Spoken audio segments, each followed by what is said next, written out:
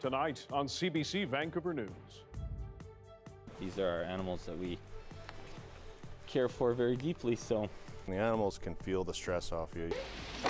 As wildfires force thousands of people from their homes in BC, many are fleeing with livestock. Stop! The stress has turned tragic also. It makes us very nervous because there is no clear-cut guidance about what kids are expected to do. What's the plan? Parents, students, and teachers anxiously wait for the province's guidance as a new school year looms amid the pandemic. And we'd found your bike in Surrey, BC. How did a Winnipeg man's stolen bicycle turn up on the Lower Mainland? This is CBC Vancouver News.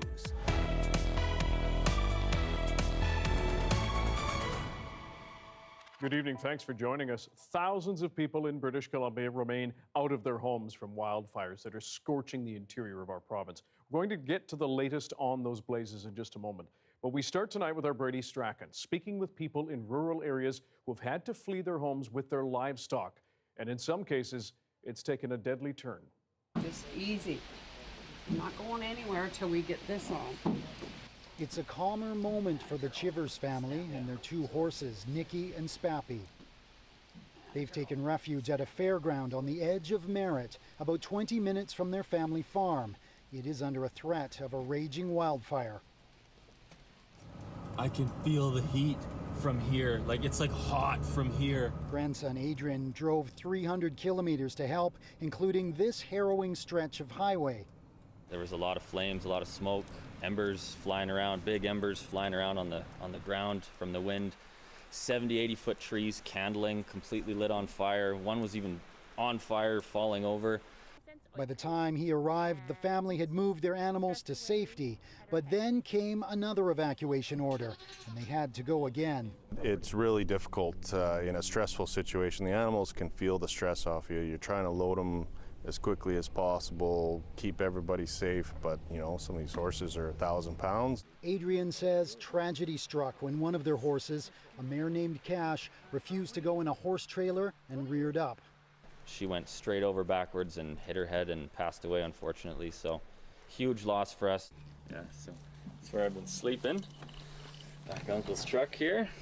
At the campground, some of the family are sleeping in their vehicles as they try to take care of the other animals. The whole family is pretty torn up about it. These are our family, right? These are our animals that we care for very deeply, so. Here they wait, watching the weather forecast as the fire continues to burn out of control around the valley from multiple sides. The Chivers family is just one of thousands from people living in rural British Columbia who have fled with their animals from the nearly 300 fires ravaging the interior of the province. Many farm families wonder what will be left of their farms and the area around them when they're finally able to return. Brady Strachan, CBC News, Merritt, British Columbia. For the most part, the wildfire situation is in a bit of a holding pattern right now. Many are still classified as out of control, but the weather has helped to stave off some fire growth. Our Tanya Fletcher is here live with more. Tanya, which areas are of most concern right now? Yeah, there are 5 main forest fires right now, and all of them are considered out of control, and all of them in and around the Kamloops area. So here's an overview, and keep in mind these are approximate map locations. So first of all, the White Rock Lake fire. It's the most active area right now is north of Fintry Park, right on the western edge of Okanagan Lake. And despite the recent rain, the current drought conditions there are already causing fuels to dry out yet again. The Sparks Lake fire, that's the next one, and it's the biggest one burning right now in BC at more than 935 square kilometers. There, crews have been taking advantage of some cooler weather to put out spot fires and firm up fire guards. At the Lytton Creek fire, multiple road closures for fire and mudslides have been a challenge for crews, so they've been bucketing water from helicopters. Thankfully, there's been no significant growth further south, where the flames have actually moved to within just a few kilometers of Highway 97C. And lastly, the July Mountain Fire. It's an evacuation order there has been issued today by the Coldwater Indian Band near Merritt. Crews have also been attacking this one from the air, but only when the visibility is good enough. So other than that new evacuation order that we just mentioned there, numerous evacuation and alerts and orders have been rescinded or downgraded over the last 2 days as the danger recedes in large part thanks to the cooler weather. Now, the weather may not be as much of a concern right now, but firefighter fatigue certainly is. Yeah, and we've been hearing that more and more. As you say, it's been a relatively calm few days on the front lines, but officials are warning that the season is far from over. With more than a month of summer still left to go, this year is already the fourth most destructive wildfire season recorded in BC in terms of area burned, upwards of 8,500 square kilometers scorched to date in total. And 2021 is already creeping close to the disastrous back-to-back seasons of 2017 and 2018 in terms of total area burned. And officials say firefighter fatigue, yes, is really starting to set in, and that's a big concern. With the increased fatigue, we're starting to see more safety concerns come forward. More slips, trips, falls, those types of events, as well as other serious occurrences are happening. It's something that we take serious and we want to monitor and make sure our staff are safe. He says they're also bracing for a sizable drop-off in staffing levels in the next couple of weeks here, with many firefighters about to head off to college or university in the fall. Dan? Well, something to keep an eye on. Thank you very much, Tanya. Tanya Fletcher joining us live tonight.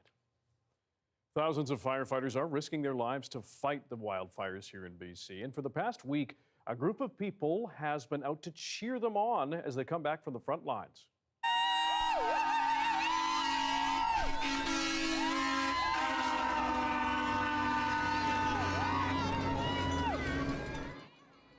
More than 130 people showed up at 6 o'clock in the interior to salute the firefighters. The crowd meets daily at the corner of Old Kamloops Road and Goose Lake Road as the fire crews return to their camps. I think there's so little we can do. We can't go fight the fire, and we're not even allowed to make cookies and bring them to the camp, and people just want to do something. And so this became something that we can do. That group is in Vernon. She says it gives that community joy to be outside cheering for those crews every night.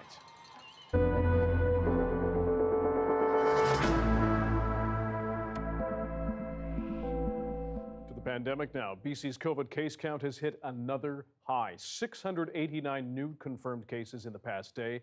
That's the second highest in 24 hours since May 7th.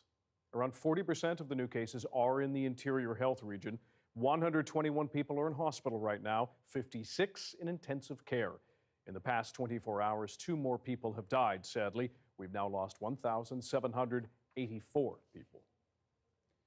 Back to school shopping season has begun, and parents may be wondering whether face masks ought to be on their list. As COVID cases keep climbing in our province, some parents want answers now on how their kids will be protected come September. Our Zara Premji has that story. Can you show me how to put your mask on? Pull it up top. Learning to wear a mask in case. All right. Good job. Sanitizing, because that's the new normal. These are the ways Sunil Jagadish is preparing for his son Akash to return to school. These are some things that we're trying to make it a habit for him, so it becomes second nature. And this is our best foot forward in terms of what we as parents are able to do to keep our son safe. Students are to return to most BC classrooms come September 7th, but with no set plan from the province yet on what school will look like by then, Akash's parents aren't sure if they will send him back at all. It makes us very nervous because there is no clear-cut guidance about what kids are expected to do, and also for the teachers and for the schools in general. BC's Education Ministry tells CBC News it is working with public health experts and its provincial K-12 steering committee to finalize safety plans with further details in the coming days. So I feel we are already way behind in terms of acting on this. Other parents also want more details. And I think it's good for us to hear that they're putting a plan in place and it's coming soon, rather than not hear anything at all. But Salil Shah believes the province will get it right when it does share its plan. I would rather us get it right than rush into something. And parents aren't the only ones waiting.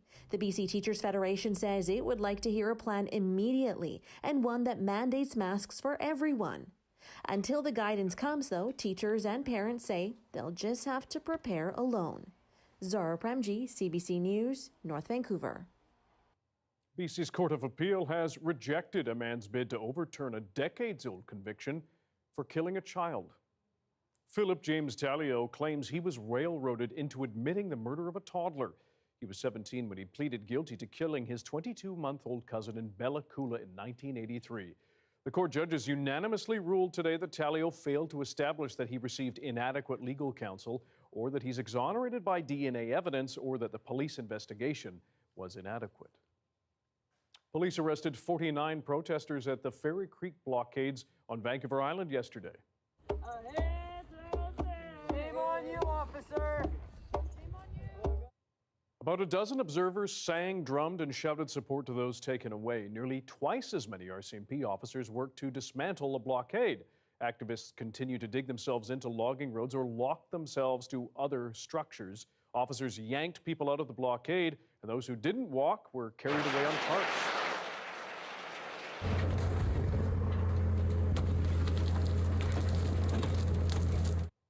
Officers also used an excavator to clear the road, but protesters say they will keep coming back. Police have made 690 arrests at that blockade since mid-May when enforcement began. Mounties' tactics enforcing that injunction have been challenged in the courts. With at least 34 coyote attacks around Stanley Park since December, the Conservation Officers Service is again urging you to stay out of the park. Just yesterday, a 69-year-old man was walking along Second Beach at night when he was bitten, Tuesday night, I should say. Vancouver Park Board Commissioner John Irwin says 4 coyotes have been euthanized, but he doesn't think a cull would solve the problem. Maybe the difference this year starting out might have been, greater park use during the pandemic period. Maybe someone's feeding the coyotes or there's a little more access to food. I was thinking there's a lot of, food waste around because there's a lot of takeout containers during the pandemic as well. Irwin says the park board may interrupt its summer hiatus to have an emergency meeting on the issue, but he says operational staff are handling the situation for now. And when the board does meet, they may discuss fines for people caught feeding animals. If you've ever had a bike stolen, you know how tragic and hard it can be to recover it, like a needle in a haystack. And it's getting even more complicated. As the CBC's Michelle Gassoub reports, bikes are being shipped across the country within hours of being stolen. When Merle Paul's bike was stolen from his Winnipeg garage last October, he hoped he'd find it one day. He just didn't think it would resurface 3 provinces over. And explained that, we'd found your bike and that this stolen bike was found. And I thought, oh, this is great. And then he kind of dropped the kicker that it was in Surrey, BC. The question Surrey RCMP couldn't answer, how did Paul's stolen bike travel halfway across Canada? Is this some kind of organized pipeline where all these bikes are thrown into a big truck? Canada's first and only bike detective says while cross-Canada bike theft is rare, he's seeing it more and more. We'll see a bike stolen from Kamloops or Kelowna end up in Vancouver in 12, 24 hours. The trend could be driven by a surge in demand for bikes during the pandemic. It also has connections to the drug trade. Anywhere there's, drug trades, which is all cities, there's the ability to steal a bicycle and trade it straight across for the drug of your choice. And they get pennies on the dollar, so your $6,000 bike maybe got them, a couple, maybe $200 worth of cocaine, or maybe even $50. Still, Brunt says bike thefts are down 40% in Vancouver since 2015, thanks in part to Project 529, an app where you can register your bike and search for it if it's stolen. And cyclists know oftentimes a bike is worth more than it can be sold for. And the value of the bicycle, too, isn't indicative of the value to the owner. So, you'll get like a $300, low-end bicycle, but that could be somebody's only transportation to work, only transportation to school. As for Paul's back in Winnipeg, we have some friends near Surrey, BC, who are basically kind of gifting the bike to so that they can go get it and have it. So some criminal organization moved our bike from us to our friends in BC for us, I guess, would be the good way to look at it. A happy outcome after a road bike was sent on an unplanned road trip. Michelle Gassoub, CBC News, Vancouver.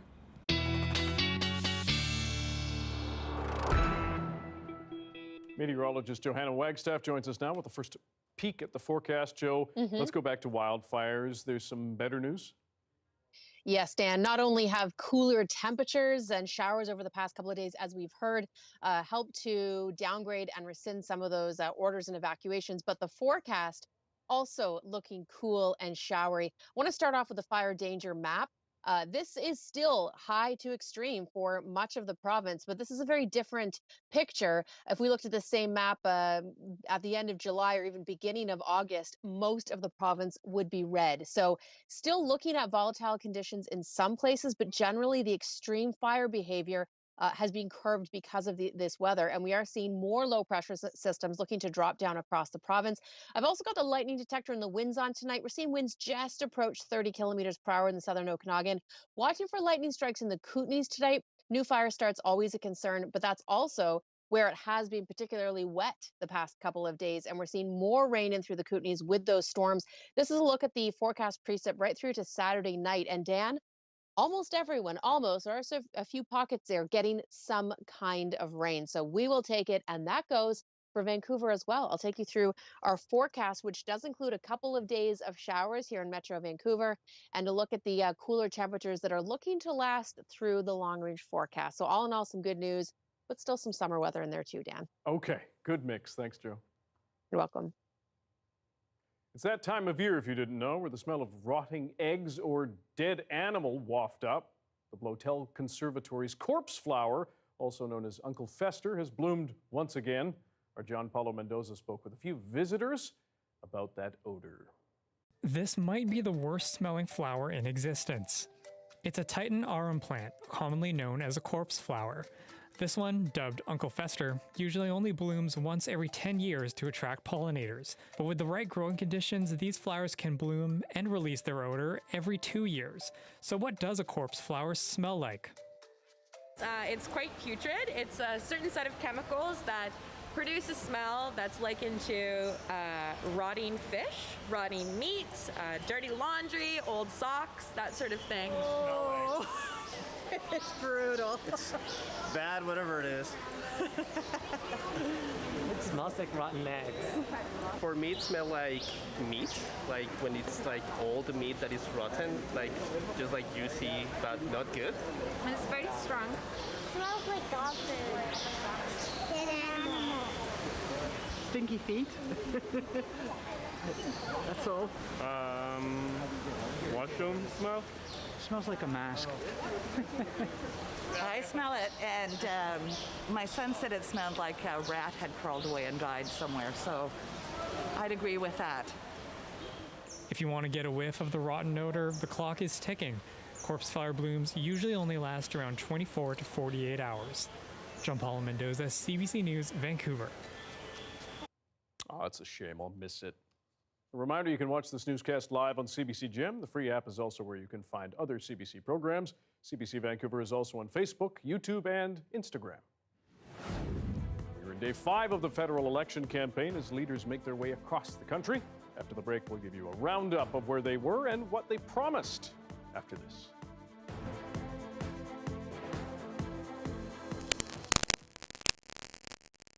Thanks for staying with us during our commercial-free live stream tonight. A busy street corner in Halifax is being transformed into a floral oasis. No corpse flower. A homeowner started building a garden there 3 years ago, but this year she wanted to pay tribute to the Indigenous children found buried at residential schools across the country. As Colleen Jones reports, it's the woman's way of saying we must never forget. It seems traffic never stops here at the corner of Shabukta Road and Phillip Street. Artist Peter Matches, who's painted murals in many corners of the province, is oblivious to the traffic's roar, engrossed in his flowers, one petal at a time. It's all positive stuff that we, helps us to find peace in our day and reflect on our lives at the end of the day. The mural is called the Indigenous Medicine Wheel Healing Garden. I googled him. I was looking for the artist. When homeowner Jadwiga Guecki started turning the dirt and rock backyard she had into this, neighbors started noticing. So did the bees. This year, a step further. Hidden beneath the echinacea, protected by lavender, there's this. Painted rocks, each a tribute to the Indigenous children found buried at residential schools. Happy rocks were done by local children. And then, so it's a simple. And then it's a tremendous response from the Halifax Rocks community because they start painting and bringing more. You make those, the white ones. Rocks, a rock painting group, jumped on board Jadwiga's plan to create this community project. The healing garden was growing. That they would put the name of the place and the number of children they would give. I know that you're a news person, but also the concept was, we spoke about this in the news, about the children, and then suddenly the news disappeared. And I believe that indigenous community, they have to have time to heal. And we as a Canadian, we should help them. To draw awareness to the garden, Jadwiga brought in Peter to paint the mural, hoping his art will draw even more attention to all of this. Stories in the rocks, in the feathers, and in the flowers, they have a very positive and uplifting message. And I think that this is a corner where it could all start. The hope? If people slow down a little, stop at a very busy corner, smell the flowers, read the rocks, maybe a little healing can begin. Colleen Jones, CBC News, Halifax. We'll be back in a few moments with more national and global news. Stick around.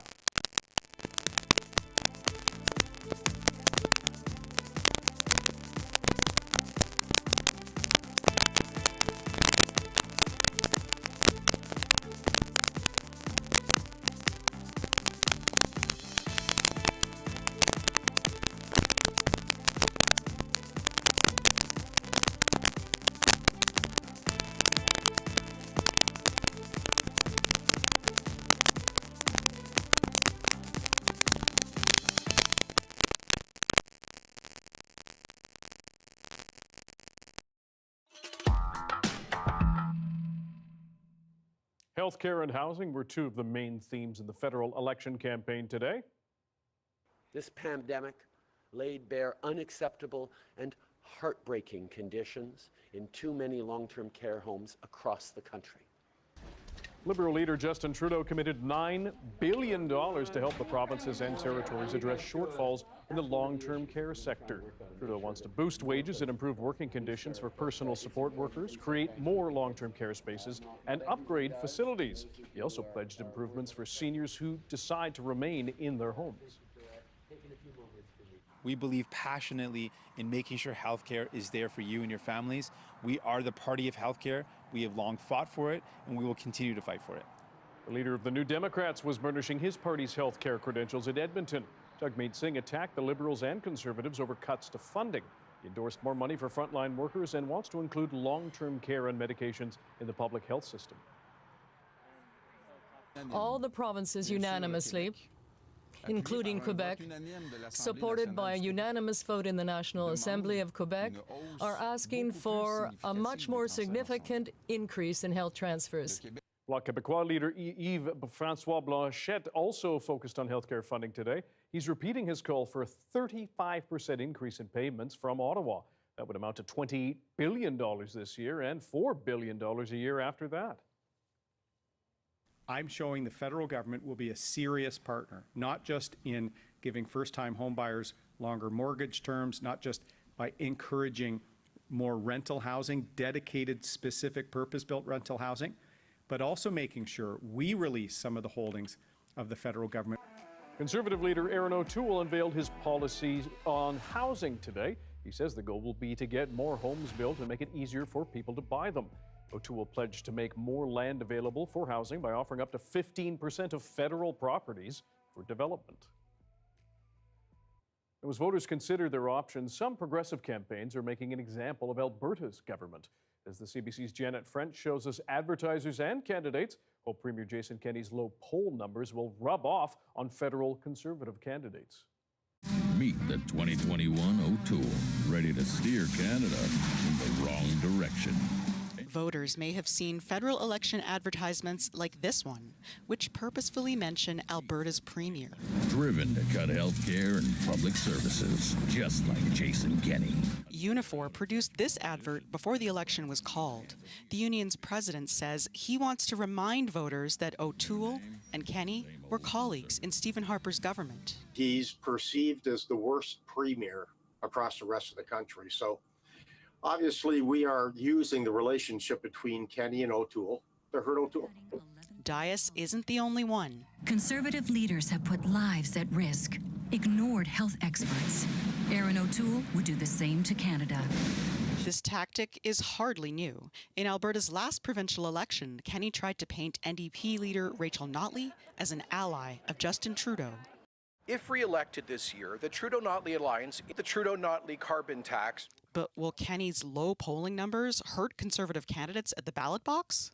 One Conservative strategist says no. I think it's incredibly overstated, and I've yet to see any examples of how that could possibly be working, particularly when we're talking about Alberta.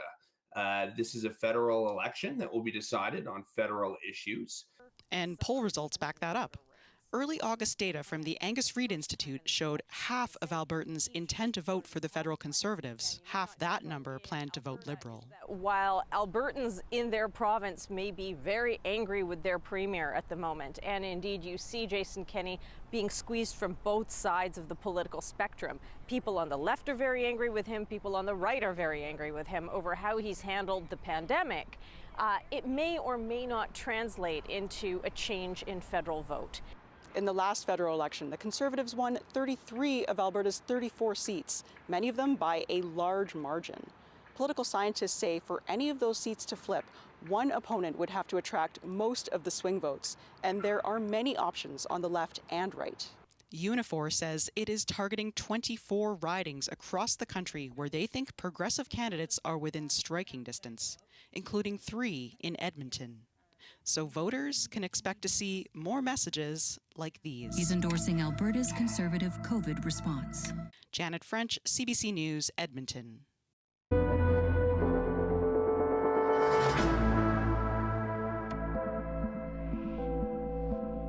After more than a year and a half of a global pandemic, it may feel hard to keep your guard up, but health experts warn this 4th wave could be worse than we've seen.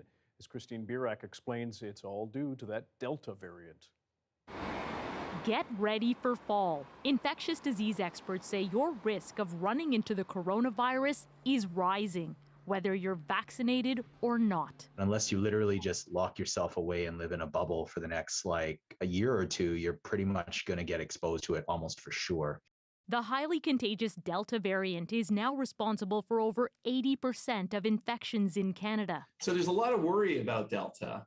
Experts say what sets Delta apart is how much virus is produced by people who are infected.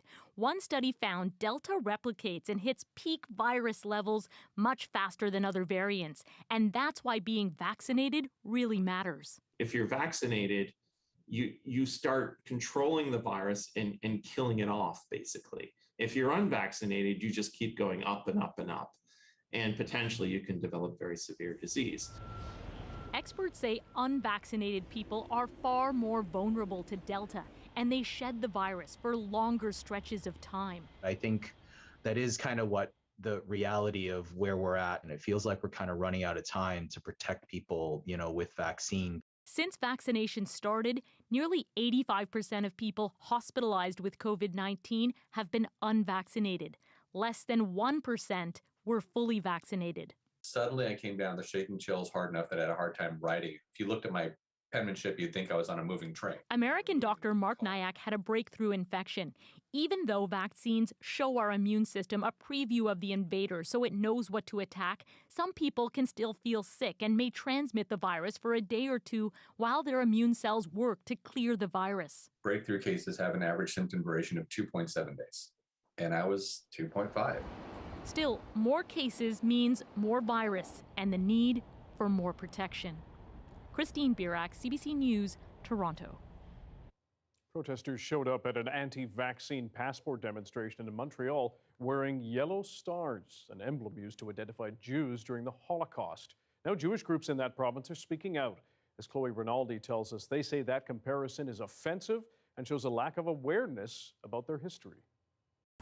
It's definitely a hurtful symbol. During the Holocaust, Sarah Fogg's grandfather was forced to wear a yellow star like this one. Nazis used the emblem to identify, arrest, deport, and persecute Jews in Europe, eventually murdering 6 million in the genocide. So when we look back on the symbolism of this object, it's really one of pain and of loss. This week, some also use the symbol at anti-vaccine passport protests as a way of demonstrating their feelings that the Quebec government is infringing on their rights.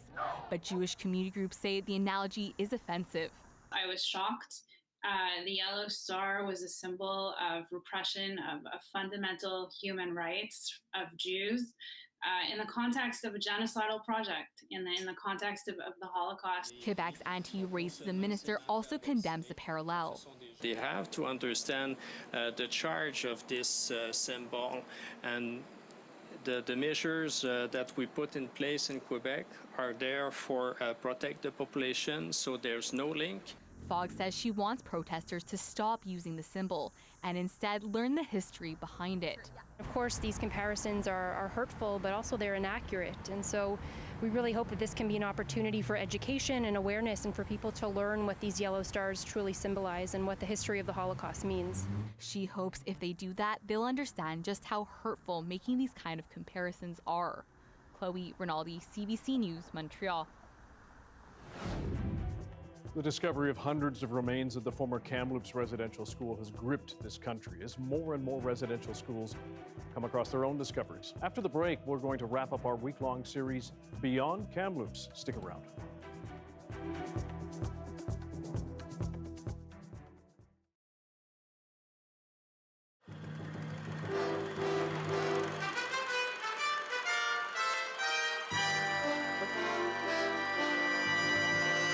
A Scotsman has seen a monster in a lake, and the Scotsman was absolutely stone cold sober.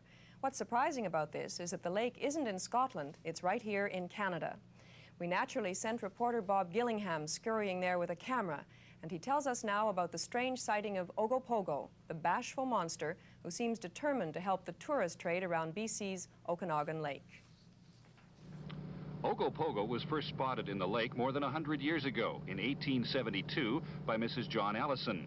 Since then, more than 1,000 sightings have been reported.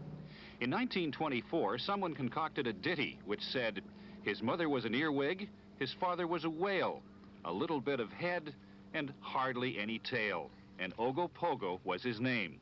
The label stuck. Descriptions of the creature are varied, but everyone seems to agree that he doesn't look like the creature from the Black Lagoon, the beast that ate New York, or your best friend after a hard night.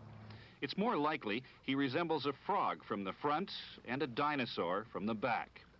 A group of residents at a resort in Kelowna gave their impressions of the elusive Ogie. It's definitely a disturbance going down the lake. It looked like, at first, I thought they were large seabirds or something that were flowing, but they were going too fast. And it made a circular pattern around the lake and went back across the lake. And as it went across the lake, it was a great long object, whatever it was. It was a large mass. And it was undulating, whatever. There was no great hump sticking out or anything like that. But it was definitely a wavy pattern. I wasn't afraid of it or anything, but I noticed everybody was swimming and on little boats, and they all came in and were standing on shore. You're from Calgary, I understand. Yes. You're not too concerned that when you talk about this when you go back to Calgary that somebody might say, was this spotted during the happy hour? Yeah, I think they're going to. Arlene Gall has been acting as Ogie's Boswell for the past 10 years. She has written a book about him and compiled a number of photographs and composite drawings. She says there's no doubt he exists because the number of people who claim to have seen him can't all be wrong. She says Ogie is alive and well somewhere in the depths of Okanagan Lake. I'm most certain that there's something out in that lake. They can call him Ogopogo or whatever they desire, but there is a large creature out there. Ogopogo still hasn't attained the worldwide fame of the Loch Ness Monster. It may be because he's too bashful, a little on the timid side, and strictly non-violent. And the residents here hope he stays that way. Bob Gillingham, CBC News, Okanagan Lake. And that's the Saturday Evening News. I'm Jan Tennant. Good evening.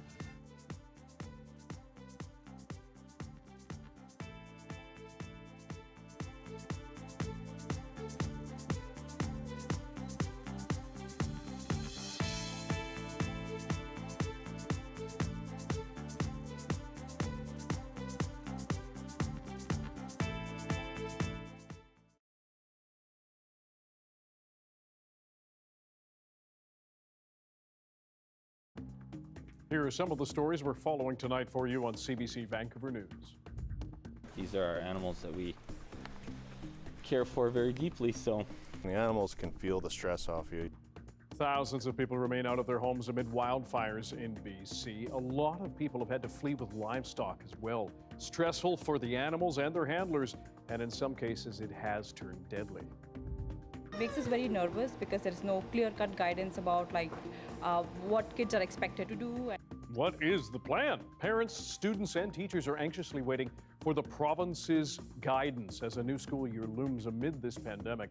Some parents say they may not send their kids back until they get some firm advice. Well, the BC Teachers Federation wants everyone to return wearing a mask. We'd found your bike in Surrey, BC.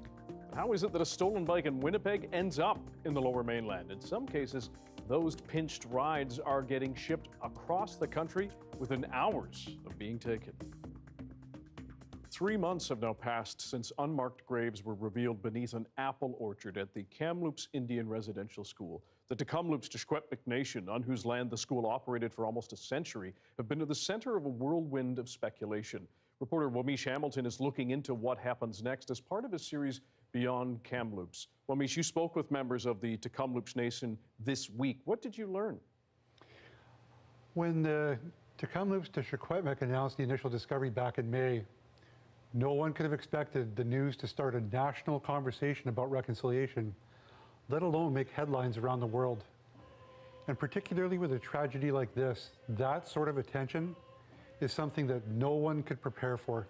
We weren't expecting to receive so much attention, and we weren't really preparing for that. Our goal was to honor the children, do what we can to follow our Secwepemc cultural protocols. And it's been very, very tiring. There are not enough hours in the day to do this work. It's exhausting in all shapes and forms, mentally, emotionally, spiritually, even physically. It's tiring. It's a lot of work, but it's important work. It's making a difference type of work. They held their ground-penetrating radar news conference in July, Wamish. What has happened since then? It has seemed quiet, but there's much more going on than meets the eye. They've been seeing to the needs of others all this time. They've been seeing to everyone else's needs but their own. The community hasn't had a chance to properly mourn according to its cultural codes. So they're treating this death like a death in their family. And it's important to talk about how the Kamloops approach death. Kamloops is organized into 13 grassroots families, which everyone can trace their history into one of them.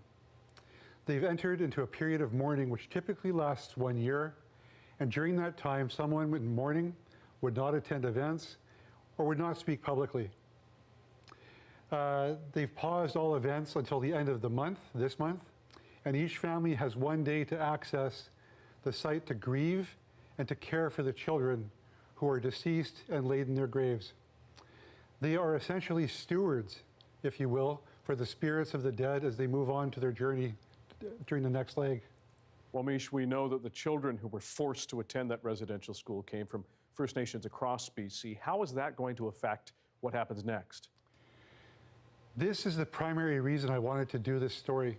The question about what happens next will be extremely complicated and will be very slow. Each nation may have its own cultural approach to death, its own cultural codes and spiritual practices. For example, in Kamloops culture, once someone is laid to rest, they stay there and are not typically moved. But other First Nations communities have a different perspective on whether their children should be brought home. Ted Godfredson told me that Kamloops has sent an invitation to other First Nations so they can come and perform any appropriate ceremonies. He also said that the question about what happens next will be made in collaboration with other First Nations. This is a situation that was placed on our laps by the federal government, by the church, the Roman Catholic Church. This whole situation is not of our making. These are the problems that colonialism has dealt our people. This is just one of many. Ted stressed that the Kamloops Trepetnik is not prescribing their practices on any other nation. One reason he said his nation's cultural codes are so important is that unlike other traditions, these ones have never changed. In the very place that tried to rub them out, these traditions thrive. Not only thrive, but they're guiding and informing next steps, all of which will take time. Wamish Hamilton is the reporter behind our series Beyond Kamloops. Wamish, thank you for your work. Thank you. We know news like this can be traumatic. Crisis lines do offer support. The 24-hour Indian Residential School Survivor Society can be reached at that number, 1-866-925-4419. And the CUIS crisis line is also available. This information also is on our website, cbc.ca/BC.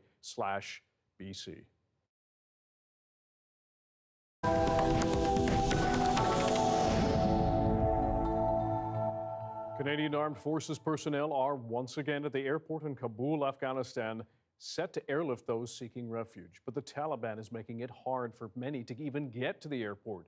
Carolyn Dunn spoke with one Canadian trapped in the capital who doesn't dare try. Throngs of desperate people on the streets hoping to make it into the airport in Kabul. Fearful about their future, their safety. Others can't risk being seen. Like Afghan Canadian Narjis Osman. She says she and the 14 Afghan nationals who staff her NGO already have a target on them. Right now they're searching homes, the Taliban. They're saying that anybody that's worked with NATO or foreigners, and they're going home to home. Osman, who ran for political office in Afghanistan, says she was in the process of renewing her Canadian passport when the embassy abruptly shut down. Her attempts to get help from the Canadian government have gone nowhere, she says, and there are no prospects for her or her employees to get to Canada. It feels like you're in a game of Russian roulette. But defiance is in the air. This protest would never have happened the last time the Taliban controlled Afghanistan, let alone be led by a vocal woman. The Taliban should kneel before us, she says. We will never kneel before them. Among those willing to fight back, the mayor of Kabul. Not running away. I mean, this is my country. Where should I go? Where do you want me to go? Just go and hang on the landing gear of an airplane and leave the country? No. We're here. If we don't stay and we create the void, then who are going to be the advocates? Who are going to be talking about rights and liberties and other things that we want from the Taliban? But these are early days, and it remains to be seen how much resistance the Taliban will tolerate, if any. Carolyn Dunn, CBC News, Washington. Tensions are building in Haiti over the slow pace of aid reaching victims from Saturday's powerful earthquake. More than 2,100 people were killed and more than 12,000 injured.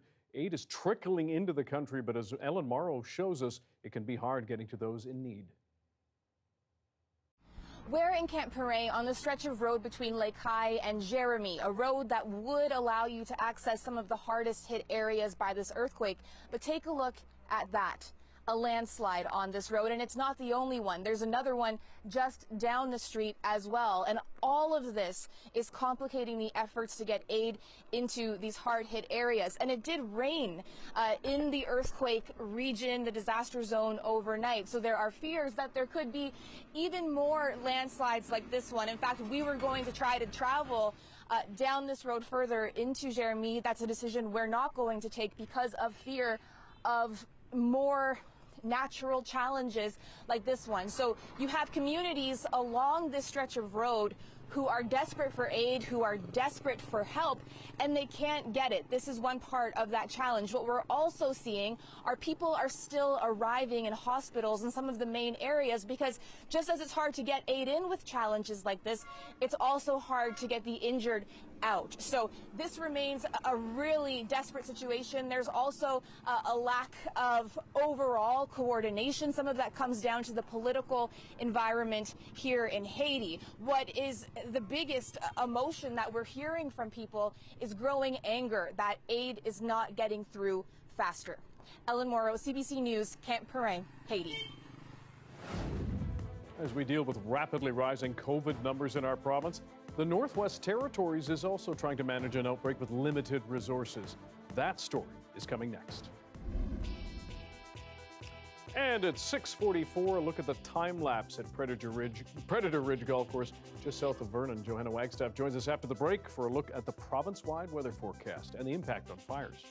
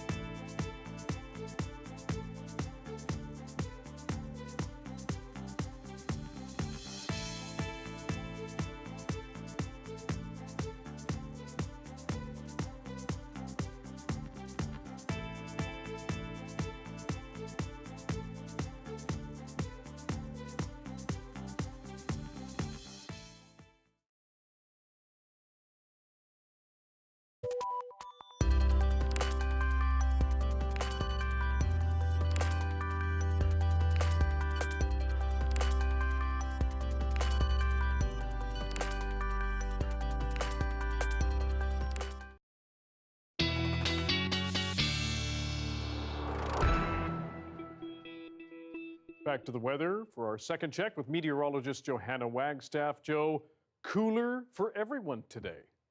Yes, in fact, we were either at or a touch below seasonal for most of the province. And I think almost all of us can agree that that was really nice, certainly helping out the wildfire situation, as we said earlier, and just nice to not have record-breaking temperatures. Let me take you through the highs that we hit today across southern BC, starting on the south coast, we were hitting the 23, 24, 25 degree range right through to the valley. 22 for YYJ, high teens in through the harbor.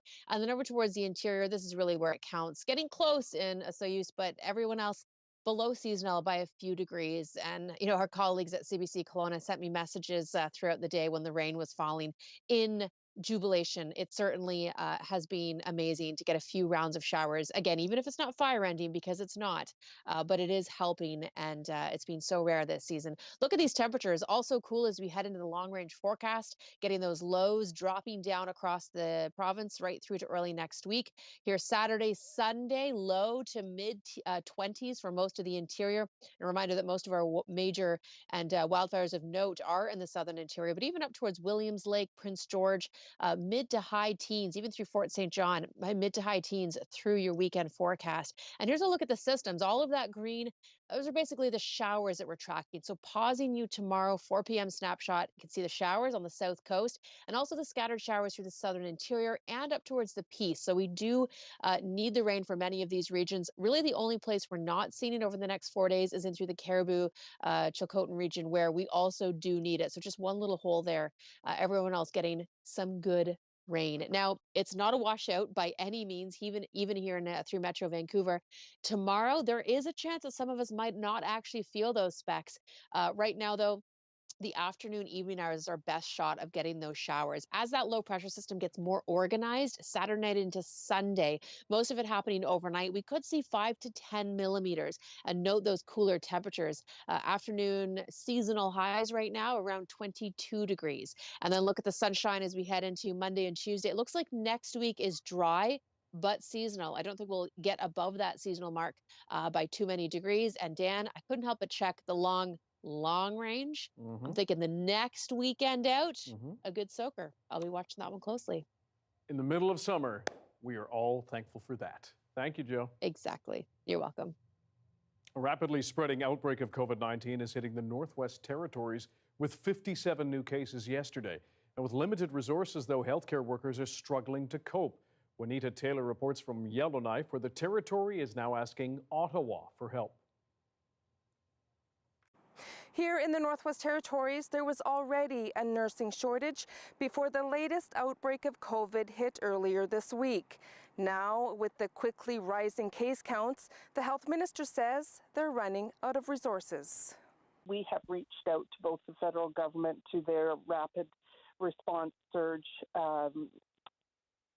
team, to help us look for additional staff to bring to the Northwest Territories to assist us with testing and things like lab analysis, giving vaccinations and so on. And we've also reached out to the Red Cross for both staffing and equipment.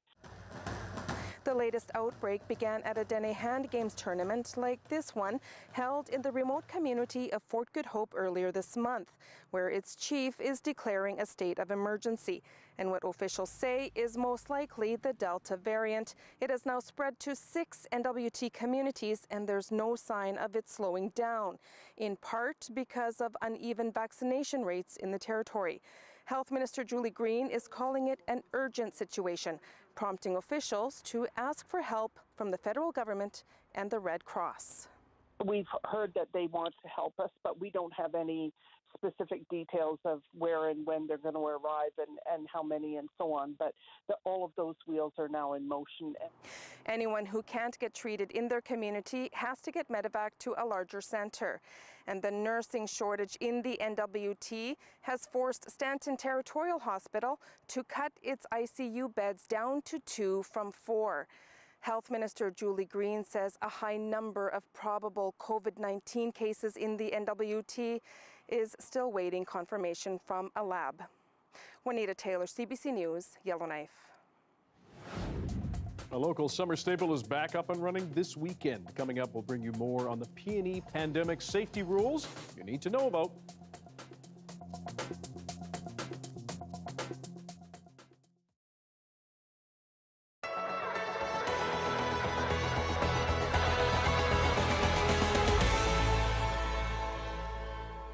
Pretty. And let's move around. Lily's my almost 13-year-old daughter. She has severe autism as well as an intellectual disability.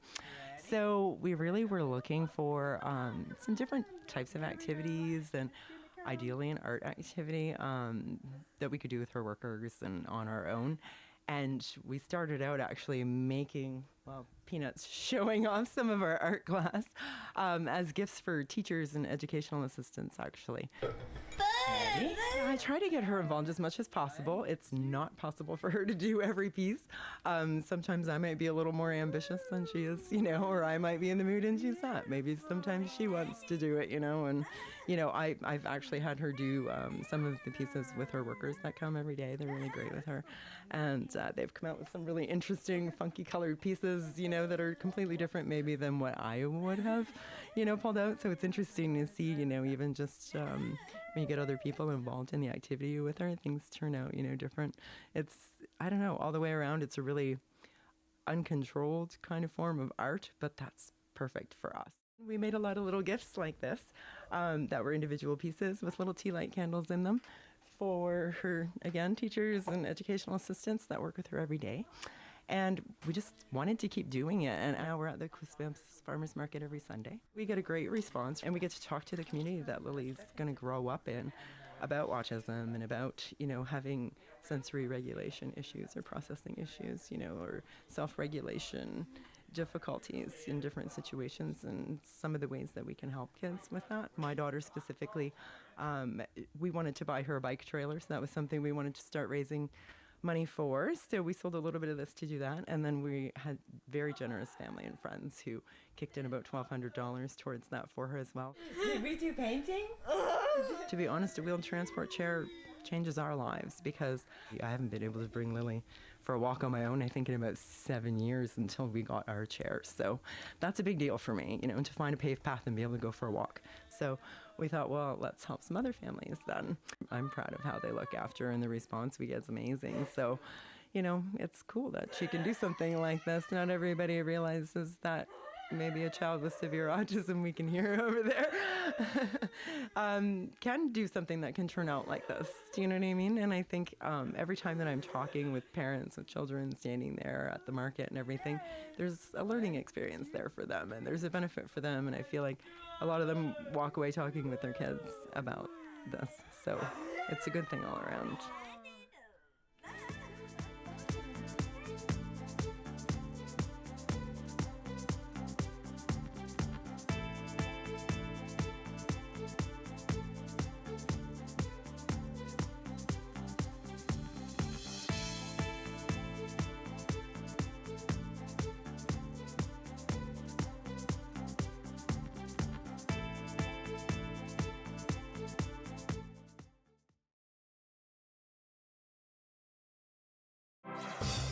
Hi, I'm Amy Bell, and here's what's in your CBC Vancouver inbox. From September 2nd to 5th, enjoy free outdoor performances, a virtual art walk, exhibits, and more at the Fort Langley Jazz and Arts Festival. Go to fortlangleyjazzfest.com for more info. And don't miss Beaches and Mountains, a special 3-episode audio series that explores BC's most spectacular landscapes and how they'll be affected by climate change. Head to cbc.ca/beaches and mountains. There's a live shot of BC Place Stadium where the Leos are just minutes away from kickoff in their first home game of the season. They're playing the newly renamed Edmonton Elks and trying to improve on their 1-1 start to the season. Good luck. A lot of us missed out on getting our fix of P&E fair food and attractions last year due to the pandemic. But the Metro Vancouver Summer Staple is back on starting this weekend, though it won't be the hot and crowded fanfare we're used to. Unlike last year's drive-through fair, guests this time can walk up to vendors, shows, and exhibits, but they're only allowing in a limited number of people a day. So if you're planning to go, you have to purchase a date-specific ticket. Superdogs and Lumberjack shows will also be making a return. And for the first time since 1997, the fair is bringing back an iconic piece of history. So what you have here is 8 sections of the original map. That represents just 4% of the total area of the map. There are 196 sections. The original massive Challenger relief map is 6,080 square feet, but this year the PNE will have just parts of it for display. The full-size relief map was made with almost 1 million individual pieces of plywood, showing off the mighty topography of our province. George Challenger began building it after the Second World War until it debuted at the fair in 1954. After a 43-year run at the fair, it was disassembled into almost 200 sections, and just a small portion of the map will be part of this year's exhibition. Still very cool to see. Justin McElroy will be very excited. Don't touch it, Justin. You can always find our news program online at cbc.ca/BC. Your next local news is right here at 11 o'clock after the National with Tanya Fletcher. Good night. We'll see you next week.